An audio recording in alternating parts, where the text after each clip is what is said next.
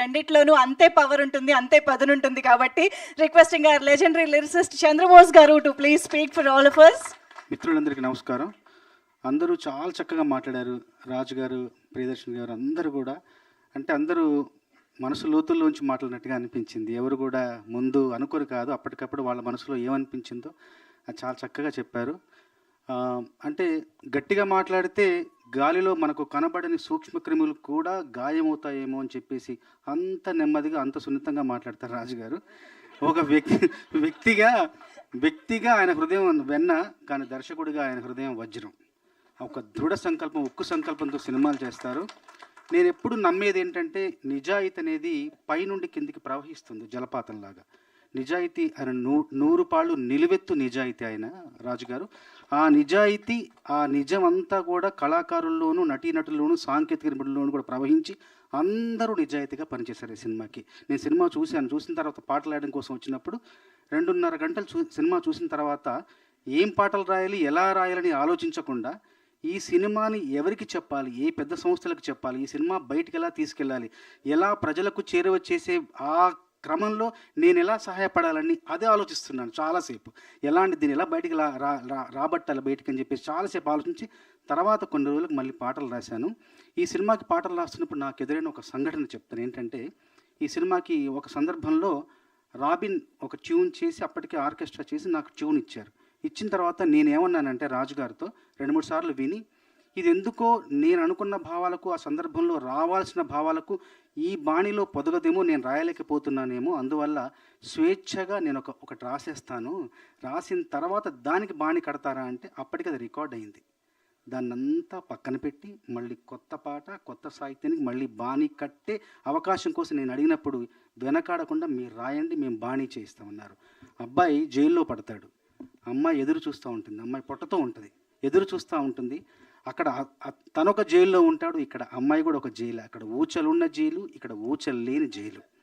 So ఈ సందర్భంలో నేను రాశాను, నీదొక చెరసాల, నాదొక చెరసాల, నీది స్వేచ్ఛ లేని బ్రతుకు, నాది బ్రతుకే లేని స్వేచ్ఛ, ఇరువురి చెరలు తొలగేదెల, ఇరువురి చెరలు వేడేదెల, నీదొక చెరసాల, నాదొక చెరసాల, రాలేవని తెలిసి ఎదురే చూస్తున్నాను, వినలేవని తెలిసి ఏడుస్తూ ఉన్నాను, నీ గురుతులనే మోసి బరువెక్కాను నేను, అలసటతో అడుగే వేసి నడిచే గాయాన్నయ్యాను, నీదొక చెరసాల, నాదొక చెరసాల, నీది స్వేచ్ఛ లేని బ్రతుకు, నాది బ్రతుకే లేని స్వేచ్ఛ అని స్వేచ్ఛగా, స్వచ్ఛంగా రాస్తే దానికి బాణీ కట్టి మళ్ళీ కొత్త పాట రికార్డ్ చేశారు.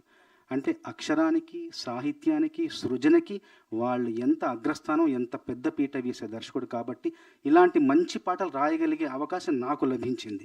కాబట్టి మనస్ఫూర్తిగా రాజుగారికి ధన్యవాదాలు తెలియచేసుకుంటూ, ఈ సినిమాలో అందరిది కూడా ఎంత నిజాయితీ ఉంటుంది నటనలో, ఎంత సహజత్వం ఉంటుంది, ఎంత స్వభావ సిద్ధత ఉంటుందంటే అసలు నటించారా నేను నమ్మలేకపోయాను వీళ్ళందరూ నటన చూసి. మామూలుగా సినిమాల్లో మనం కింద క్రెడిట్స్లో సాంకేతిక నిపుణులను వేస్తాం కదా, ఈ సినిమానికి సాంకేతిక నిపుణులతో పాటు నటనా నిపుణులను వేయాలేమో వీళ్ళకు, అంత బాగా నటించారు. అసలు తేజ, తన్మయి అసలు ఏంటి వాళ్ళు, అసలు నిజమైన జీవితంలో నుంచి మనం చూస్తున్నామా, దొంగచాటికి వాళ్ళని ఇలా చూస్తున్నామా, వాళ్ళ జీవితం ఒక పక్కన నడుస్తూ ఉంటే మనం పక్క నుంచి గమనిస్తున్నామన్న అంత సహజంగా, అంత తర్వాత తన వాచకం ఎంత బాగుందంటే, ఎంత చక్కగా మాట్లాడుతున్నారు. అసలు లాయర్ అంటే లాయర్లానే మాట్లాడారు. తర్వాత చూస్తే ఆయన తర్వాత అందరినీ క్యాస్టింగ్ చేసే డైరెక్టర్ అంట. అది నేను ఆశ్చర్యపోయాను. పవన్ బాబు, నువ్వు నా పాటను పొగడేవని నేను పొగడట్లేదు బాబు, నేను నిజంగానే పొగడుతున్నా. అసలు జైల్లో ఒక మనిషి ఎలా ఉంటాడు, అతని మానసిక స్థితి ఎలా ఉంటుంది, అతని ప్రవర్తన ఎలా ఉంటుంది, ఎంత గందరగోళానికి, ఎంత అయోమయానికి గురయ్యి ఎలా వాళ్ళు ప్రవర్తిస్తారన్న దానికి అలా సాక్షాత్కారం. అసలు ఆయన చూస్తుంటే ఎంత బాగా నటించారో.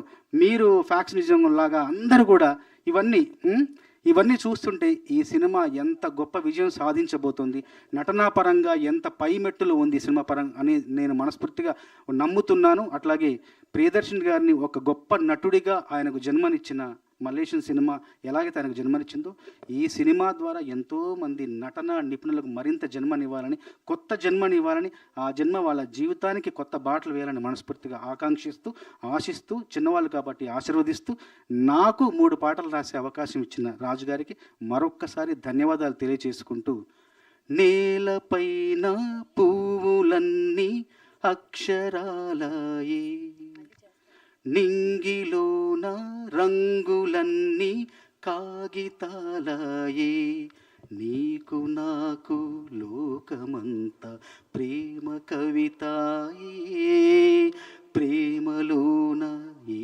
క్షణాలి శాశ్వతాలయే, ఇంకేమీ వద్దంట ఇంకేమీ వద్దంట నువ్వుంటే చాలంట అంతే, బంగారం అక్కర్లేని సింగారం ఏడుందంటే అచ్చంగా చూపిస్తానే నిన్నే, ఐశ్వర్యం అక్కర్లేని ఆనందం ఏడుందంటే స్వచ్ఛంగా చూపిస్తానే నన్నే. ఇలాంటి మంచి బాణీలకు మంచి సాహిత్యం రాసే అవకాశం వచ్చింది. మరొకసారి రాజుగారితో ఒక అనుబంధం చెప్తారు. మలేషియన్ కావచ్చు, ఈ సినిమా కావచ్చు, నేను ఒక రెమ్యునరేషన్ చెప్తా, ఆ రెమ్యునరేషన్ నేను అడిగింది తీసుకొచ్చిన తర్వాత నేను పాట రాసిన తర్వాత పాపం ఈ సినిమాకి అంత శక్తి, అంటే ఎంత శక్తి ఒక సినిమాకు ఉంటుంది, ఒక మార్కెట్ కానీ అదంతా చూసి నేను అడిగిన దాంట్లో ఒక 60% తీసుకున్నాను, మిగతా 40% అతనికి వెనక్కి ఇచ్చాను. ఎందుకంటే చిన్న సినిమా కష్టపడి చేస్తున్నాడు.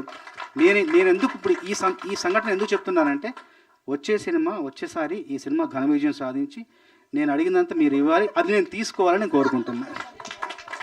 చాలా అద్భుతమైన సబబైన కోరిక సార్, నిజంగా థ్యాంక్ యూ. ఇది సార్ చెప్పినట్టు, సార్ ప్లీజ్ మినిమం ఇంత తీసుకోండి అంటే మళ్ళీ దాంట్లో సగం నాకు వాపస్ ఇచ్చేసి పంపే. మలేషియం అప్పుడు అంతే, మళ్ళీ ఇప్పుడు ఇదంతే. చాలా thanks sir, both Chandrabose sir. First sir బిజీలో ఉన్నారు, ఎక్కడికి వెళ్ళాలి, రాజ్ నాకు చాలా క్లుప్తంగా జస్ట్ చెప్పేసి వెళ్ళిపో, నేను రాసి ఇచ్చేస్తాలే సార్, ఒక ½ అవర్ చూడండి సార్ సినిమా అన్న. అది చాలా రఫ్ వర్షన్ సార్ చూసింది, సార్కి ఇంకా ఫుల్ గుర్తుంది, కానీ చాలా రఫ్ వర్షన్. ½ అవర్ చూసేసి సార్ అవన్నీ వదిలేసి మొత్తం మూవీ చూశారు సార్. చూసి నేను నెల్లాన్ని రాస్తున్నా, నేను ఇంకేం చేయాలి చెప్పు నీకు అంటే, సార్ ఇప్పుడు ఒకసారి ఇలా ప్రమోషన్కి ప్రీ రిలీజ్కి రమ్మన్నా, సార్ అదే మాట నిలబెట్టుకొని వచ్చారు. చాలా థ్యాంక్ యూ సార్. దర్శి షూటింగ్లో ఉన్నాడు, ఆయన ప్లీజ్ రావాలి ట్రైలర్కైనా ప్రీ రిలీజ్కైనా అని అంటే, రెండింటికి వస్తా. చాలా thanks Darshi, thank you so much. I'll always be grateful to you sir. Thank you so much. మీకు డేట్లు కూడా ఇవ్వలేనంత బిజీ అయిపోయారు చూసారా, ఇలాగే దర్శి యాక్చువల్గా అన్నాడు, రాజ్ అసలు ప్రొడ్యూసింగ్ కూడా వదిలేసి ప్రొడ్యూసర్ని కూడా చేస్తా అన్నాడు ఈ స్క్రిప్ట్ చదివిన తర్వాత. బట్ మళ్ళీ వెంకన్న అన్నట్టు 6 ఫిలిమ్స్ చేస్తున్నాడు దర్శి ఇప్పుడు. ఒక సంవత్సరం ఆగాలి అంటే, ఇంకా దర్శి అన్నట్టు ఒకసారి ఒక ఐడియా వచ్చేసిన తర్వాత ఇంకా దాన్ని కంప్లీట్ చేసి